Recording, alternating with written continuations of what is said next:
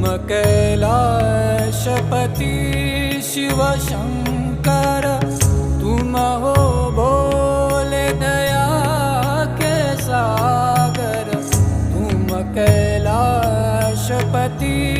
शिव शंकर, तुम हो भोले दया के सागर।